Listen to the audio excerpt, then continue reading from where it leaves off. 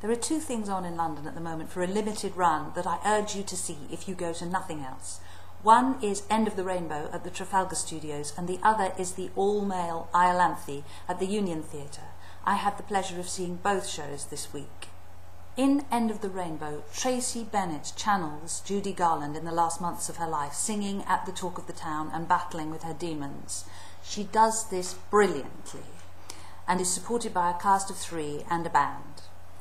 Her scenes with Hilton McRae, who plays her accompanist, are breathtakingly touching, and there's also plenty of humour in this well-worked play by Peter Quilter. Across the river at the Union Theatre, the seating had been rearranged into an L shape since my last visit. A troupe of Peter Pan-style Lost Boys come in and explore the place with torches.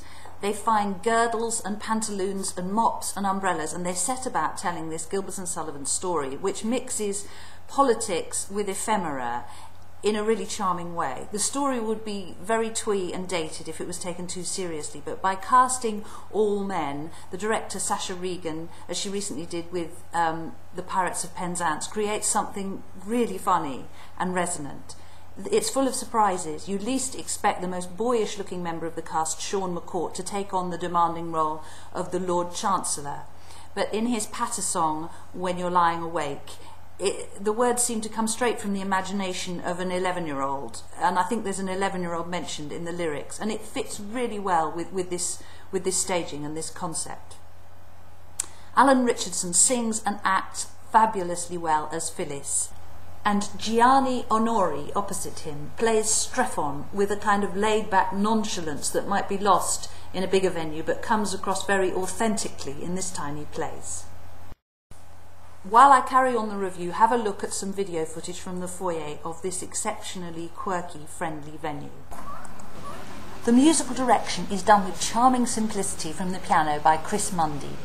Mark Smith has done some really witty, sign language-inspired choreography, which this talented and versatile cast perform extremely well. Stewart Charlesworth has designed costumes that will keep you smiling throughout the performance, and there's a lovely poster. Once your ear and eye are tuned to the falsetto singing and the astonishing, delightful feyness of the opening number, let yourself go with it and enjoy a thoroughly delightful, stylish, musical treat. The camera is about to swing round and show you the photos of the all-male cast in the foyer. As a postscript, and in the interest of fairness, I can't help thinking it must be time for an all-female production of something like this before we all get too hooked on this seductively winning formula.